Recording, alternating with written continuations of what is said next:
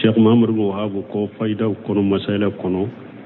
hari na tigi nganya nyana de danga imbaka bo ko sisa iba soro mo chama be jamana in kono be filibanti awla o ben nin ko suku ke utado niya afuye fana o ba fa ye boankoro parce que misali olu be karamogo munun ko olu bolo olu de kalana e min ba fuye uti jate danga imbe olu tawa boy doni ka bo be nonu fo al ujru bi jahali ujura be di mogo min mani jahiliya e beteyo mogo ni ebe jamana ko ni be silamaw cela ibe kalambagaw cela qur'ana be kala abe tafsiri ka kanna hadisaw be kala abe tafsiri ka kanna nin ko sugu be fo eye me e ba fo de nunu nye wahabiyaw de nunu ye sunna mo de ne dalen to lebe karam de no fe ujurate bolo e banna de eni kafili bantani ka jahila de be nyona ni bambantiya ujurate e bolo danga be uluka danga imbe uluka de kaburu bato ni kaburu joli danga ye abulu kade parce que ulu ya me asera uluma uma minade ولقد أوحي إلي هذا القرآن لأنذركم به ومن بلغ قرآن كنو تيدن كو أكو على ينين قرآن وهو كان نما فرن كو بغبغنا ني قرآن سيرا مغمغما دوني كبا كو قرآن سيرا مغمغما قرآن كواجر سيرا مغمغما تيدن كاريسا سيرا مغمغما ebe مغو تشيلا ebe سلامو تشيلا Qur'ana be tawsire hadisa go fuye ebe ala soso min ube jahila min ube musrika min ujurate bolo do huja jolembe eka ujura be di mugo de ma mugo min ni ale nyana ma ya yorola kuno kono na de do kalambagate doni ke bagate silamiya la fuy mashi alema abe sallidro abe sudro bo abe fulan ka fuyani musirika bara mun ke ani kalambaga te nyogon ka ni mugo te nyogon ka be kungo konona de la ujura be di ninde mani jahiliya parce que fe mashi alema ujura be di alema ni jahiliya mais mugo be silamaw cela ko munun te ko dogo le wunye ko kinen kan ko de ye ulu ye ko ni yen ninke ye musirike de ube yen ninke ye dangalende dogote ko mununa ko mununya kenen kan ko ye ka musirike ya bangalendo a jelendo dibitila nugotula ni ebe jama cela ebe silamo cela ebe karambo cela ebe kalambago cela ko masina umbe fo ni eba ke kuke ko pasike ma datigi la ube ma tigi ewa ka kuma jate danga be e ka wujurate e bolo ha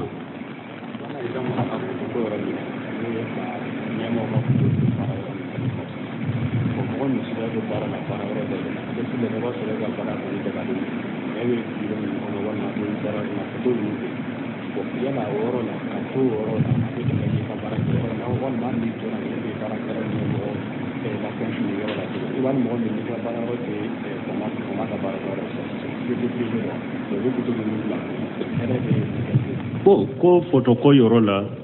nyemo ka foto ko min na nyafu ebe ake ka bara ke bara yoro dola famo ka foto dilo lembe me ba ke ka bara minke o yoro ino biro ino bu bara yoro na bara daga lendo me famo ka foto indilo lembe ebe ninke chokodi nina e ka sheko tenina fingo fendilo lembe fama ula e ka sheko to ola لا تزير واجرة وزر أخرى ولا تزير واجرة وزر أخرى ألا تمغورك جنوبتا كادو مغورك إبي كبارا دغالي منك إيكوكي ني إما فوتون نونون دلوه إتشكو بوي إيكا فوتون نونون دلوه أكو إدوسكون كونو كافون نونون كوني نسلامية سريعة تبه مي إبي كبارا دغالي منا باسي تي إيكا نينا لا يكلف الله نفس إلا وسعها فسيكا شيكوتي نينا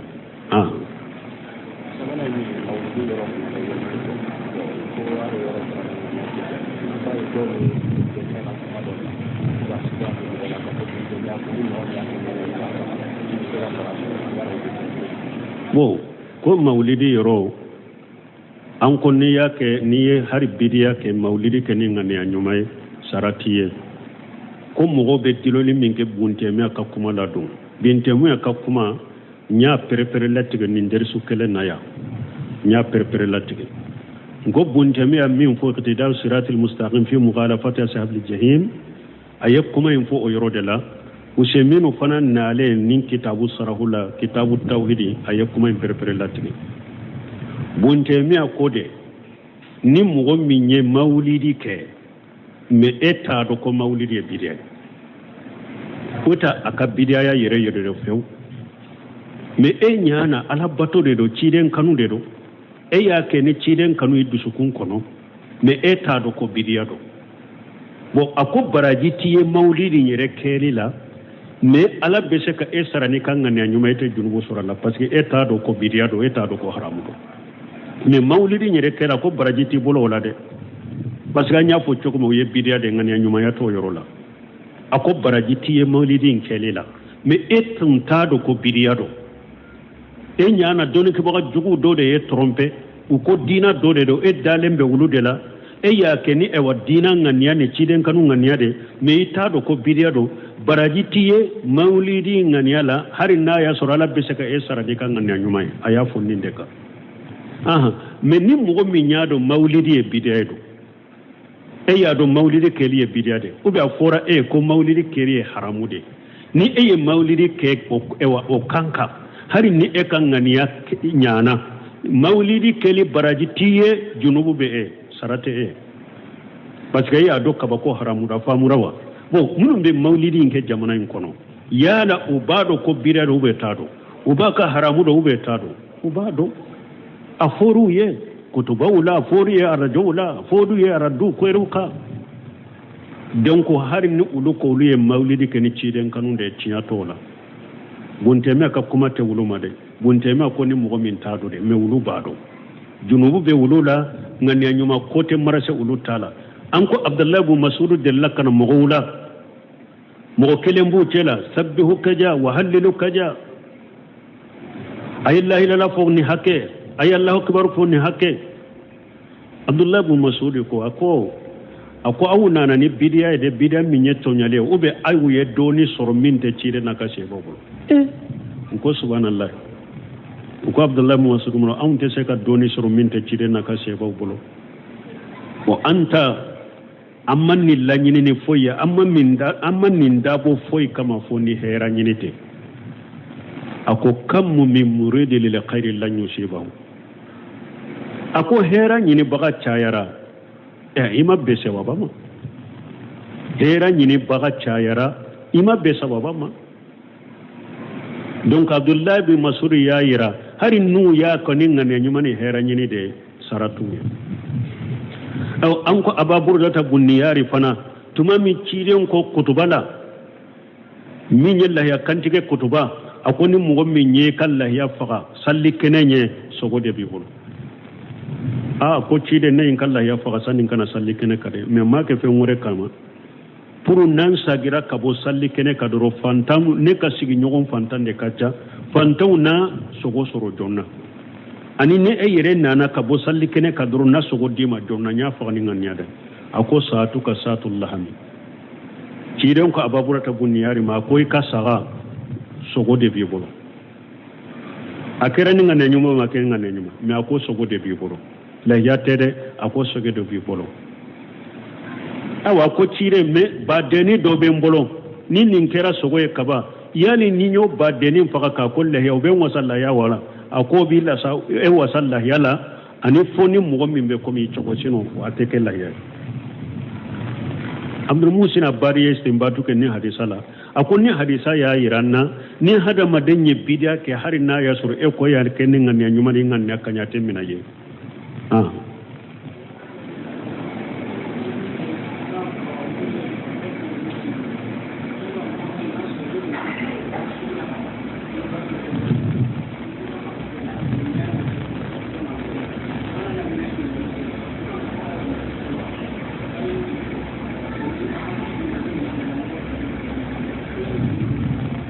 bo koni mo min ni ci den ko kana mina fere nati bolo e ye minando saga sa sugu kono e nani ka place la mina imase do nana ka mina intereme e bolo e ko ni mina amase folo ne ya same amase ma ko ye avance sara ko ni mina nana abe fere ka ba wori to saro be cogoda tebbe la tabi'u ma laysa indaka cidon ko nimmina minti fe nimmina masima mugo ku janto hadisa wore be cidon ko komara saw nu yemmina minsa akana mina infera bara ko aka Allah saka se yoroma aka Allah saka yoroma hatta tuhawijuhu tujaru ila rihalihim akuni yemmina sa yoro dola komara sawre bolo e kano mina infere mo wore ma fo e kam mina inta kallase ika yoroma donc nimmina masima folo kana fere abese ka ke kona ba ka wori to iboro kalifale ni wori fulay koro abe ko min ka wori do abi boro kalifala ya ni minay nana ya suru itegela wakati mambe fere ke bashi tola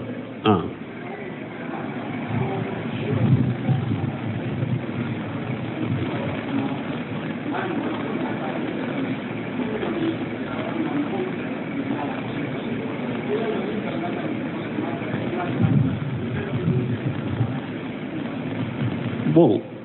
ko mogo min an ko an kana fo ala ni kira ou bien ala ni kira ni ala ni kira sonnama ko yoro do be ba suru mogo dani nin delila edda be se ka fili ba fo kafara bala ba ko de yato ko nono na nyogona ma shirkul qafiyu parce que ado be ni dawna della be se ka fo hari tawidi tigi ite bo kalama donc o sugu ni ya fo be se ka astaghfirullah fo parce que tire sallallahu alaihi wasallam comme jahilala kakkalini lataye uno delela aw tiden ko man ahlafa billata falyaqulu la ilaha illallah akoni mo min da filila e ko lata yikalna lillata e kafo la ilaha illallah uno passe ka boyla ala donc ni da filila ka o musrikiya kuma do fo e be se ka astaghfirullah fo kala ya fa delite التي من أنا فنا ربنا لا تواخذنا إن نسينا أو أخطأنا نوني قطو نونو التي من أني نونو نانيغنا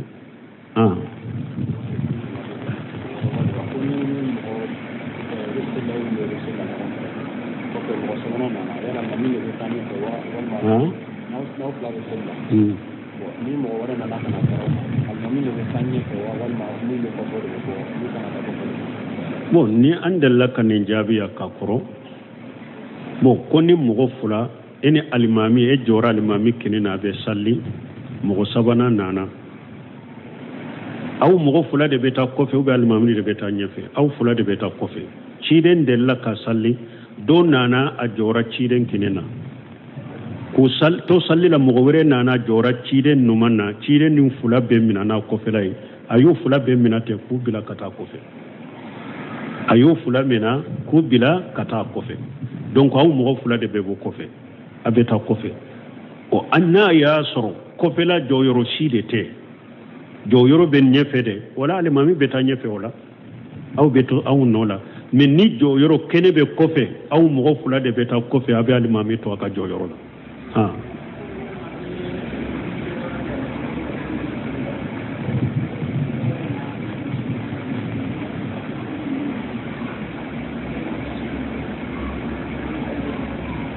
bon ko dumuni fero yoro e dumuni fero yoro dayele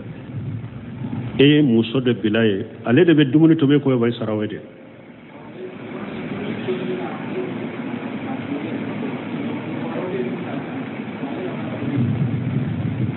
bon ko e muso bilaye be dumuni fere mo na ya soro cewude ta yoro do muso be cewude sarawe ani wali cewude be nyagambi ani wali cewude be lankolonya apar kuro bedatu la suturante haram ate daga ka muso bila ka fere ke na ya soro dumuni yoro min do muso dama de betay cete tay few dumuni yoro min do dabura muso dama de beta dumuni ke wala abed daga ka muso bila ya ka fere ke adamana muso mai men ni cewude ta yoro do ani walli cewbe nyagambe anu be lankolonya ale fana par kuro suturalente nyedaw be kenema sem faraw be kenema tege faraw be kenema haram koy haramu ya lendo wotebe parce que al-iqtilat wali musoni wali cew kan nyambi haramu fi din al-islam o haramu ya lendo islam ya dinal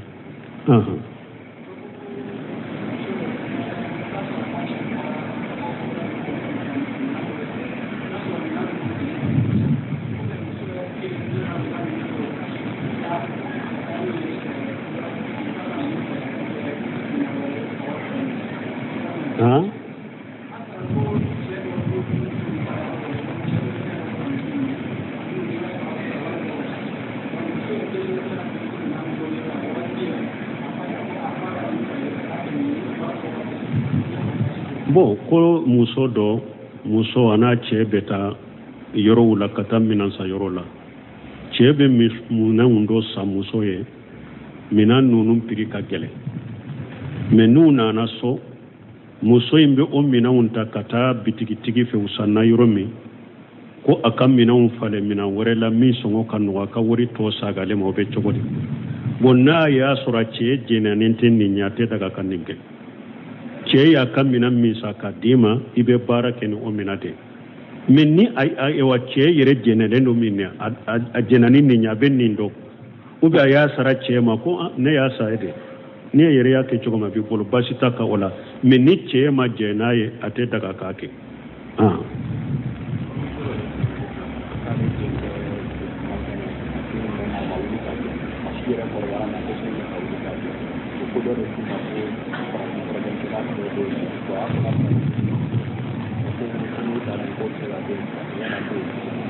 bon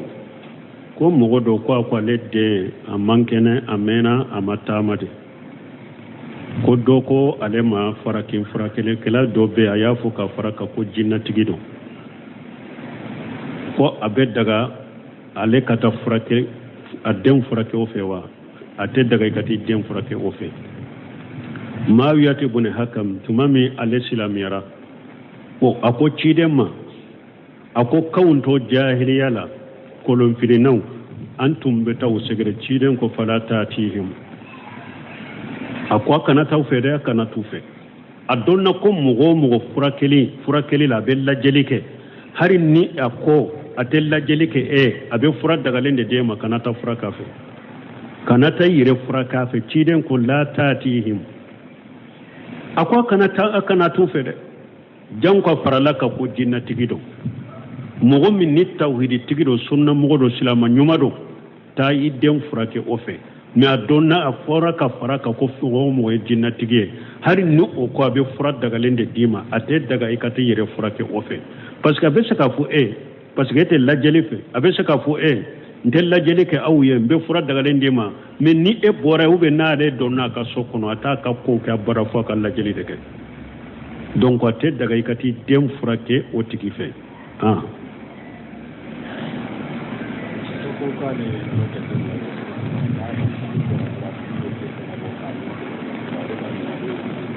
bon ko dɔ ko ale ye dɔ kɔlɔsi misiri kɔnɔ ni sali jɔra dɔrɔn a bɛ gese bɔ ka de gese o bɛ cogo di an ye nin jaabi yan nin ye ciden ka sunna de ciden de ko lawla ni asuq ala ummati la amartu bi siwaki inda kulli salah ciden ko n'a tun tɛ gɛlɛya a ka mantonw kan ale tun b'o ɲamari sali wagati sali yɔrɔ ka gese kɛ yiriwaye dɔw la saliji dɔɔni kɛbagaw ko ni jɔra safa la ou bien misiri kɔnɔ ka gese bɔ sali wagati ou bien n'i b'a fɛ ka don sali la k'i da gese o ye sunna de baasi t'o la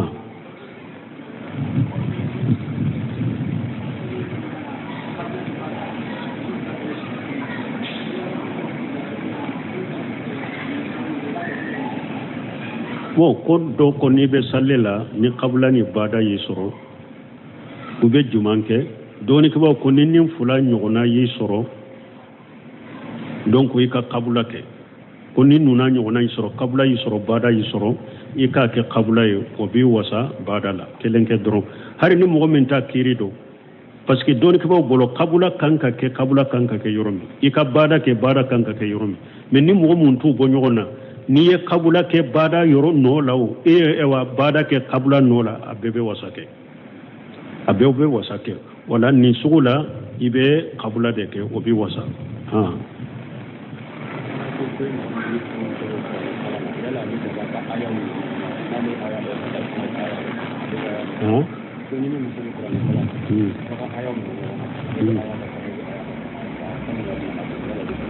bon ko ni e n'i ka furumuso bɛ kuranna kalan na e bɛ aya dɔ kalan ale bɛ aya dɔ kalan o bɛ cogo di baasi tɛ nin na n'ale bɛ aya min kalan e b'a lamɛn pour ni kataw kɛra yɔrɔ min i b'a hakili jigin ne fana bɛ aya min kalan ale fana kuranna dɔnbaga da a b'i lamɛn pour ni kataw yɔrɔ min a k'i hakili jigin a la baasi tɛ nin na nin bɛ don hadisa de kɔnɔ masama qawm fi bayti min buyutillah yaqra'una kitaba Allah wa yatadarrasunahu bainahum ciden ko mugo suma fara nyogonka ala ka so de kono na ba ke ka qur'ana kala ka nyogol la kala qur'ana la illa najanat alaihim sakina wa qashatuhum rahma fo hakli sigi be jigawka nema benaka daw aw datugu wa jakarahumullahu fi man indahu ala ba aka kofo malika munum be ala fe sambe ba ka kofo wiye donc basite nuno na nyogona na ya ke nyogon kala de kama ha wala wala na no do ba sile ka o ko ba na ni mo ko ka filme ka wara abdulay rejo soko o tebbe o yeyre jirade yere jirane du sukun kala simbaliya de bola donc ay yere de ba ka du sukun kala sikaka kala ken aw yere me minye rejo soso ko nye kaka kala uni fembulaka yere jiraw de be do wala o tebbe salafu salihu tumbe fere bede ke fere bede tege nubu ka bara nyuma dogo chogomi abe salafu do ka ewa tarajama kono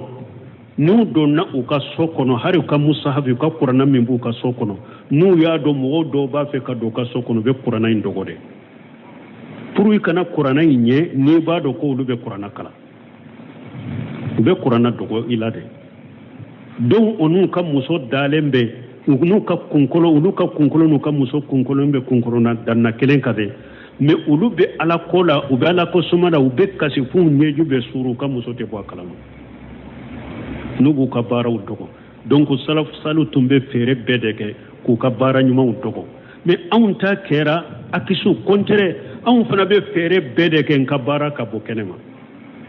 oye yire jira oye dusun kala si baliya de donc aya ka koto sutura la ka bara sutura aka ka kote ala kama subhanakallahumma rabbana bihamdika ashhadu an la ilaha illa anta astaghfiruka wa atubu ilayk era Sheikh Muhammad Wahab ko fayda kono masala kono hari na tigi nganya nyana de danga imbaka bo ko shisa iba soro mo chama be jamana in kono be fili bantiya wala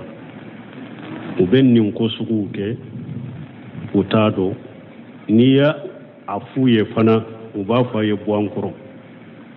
parce que misalo lu be karamogo munun ko ulu bolo ulu de kalana emi ba fuye uti jate danga mbe ulu tawa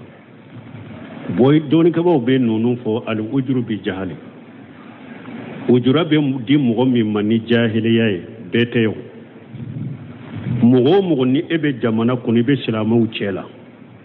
ibe kalamba u chela qur'ana be kala abe tafsiri ka kanna hadisa be kala abe tafsiri ka kanna nin ko sugu be fo me eba fo de nunu nye wahabiya de nunu ye sunna mo de ne dalen to lebe karam go de no fe ujurate bolo e bannade eni ka fili bantani ka jahila de be nyona ni bambantiya ujurate e bolo danga be uluka danga imbe uluka de kaburu bato ni kaburu joli danga yi abu uluka de parce que ulu ya me asera uluma uma minade ولقد أوحي إلي هذا القرآن لأنذركم به ومن بلغ قرآن كنو تيدن كو أكو على ينين قرآن وهو كان نما فرن كو بغا ني قرآن سيرا مغم دوني كبا كو قرآن سيرا مغم قرآن كواجر سيرا مغم تيدن كاريسا سيرا مغم ebe مغو تشيلا ebe سلامو تشيلا قرآن بتوسيره حديثه بفويه ebe ala soso min ube jahila min ube musrika min ujurate bolo huja jolembe eka ujura be di mugo de ma mugo min ni ale nyana ma ya yorola kono na de do kalambagate doni ke bagate silamiya la foi mache alema abe sallidro abe sudro bo abe fulan ka fuyani musirika bara mun ke ani kalambaga te nyogon ka ni mugo te nyogon ka be kungo konona de la ujura be din ninde mani jahiliya parce que fe machi alema ujura be di alema ni jahiliya me mugo be silama u chela ko munun te ko dogo le wunye ko kinen kan ko de ye ulu ye ko ni yen ninke ye musiriki de ube yen ninke ye dangalende dogo te ko mununa ko munu ye kinen kan ko ye ka musiriki ya bangalendo a jelendo dibiti la nugo tula ni ebe jama cela ebe silamo cela ebe karambo cela ebe kalambao cela ko masina umbe fo ni eba ke kuke ko pasike ma dati la ube ma tigi ewa ka kuma jate danga be e ka wujurate e bolo ha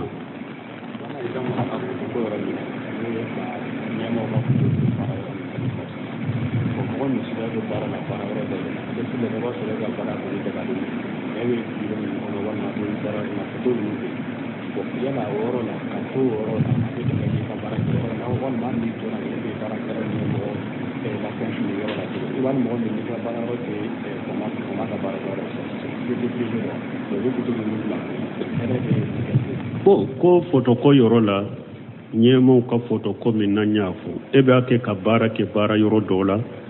famo ka foto dilo lembe me ba ke ka bara minke o yoro ino biro ino bu bara yoro na bara daga lendo me famo ka foto indilo lembe ebe ninke chokodi nina e ka sheko tenina fingo fendilo lembe fama ula e ka sheko to ola la taziru waziratu wuzra ukhra wala taziru waziratu wuzra ukhra alate mo woreka junubu takado mo woreka ebi ka bara daga le minke iko kay ni ema photo nunun diloye ete se ku boye e ka photo nunun diloli akko idusukun kono ka fo nunun kono ni islamia sharia tebe me ebi ka bara daga le minna basite e kanina la yukallifu allah nafsan illa wusa parce que ka sheko tenina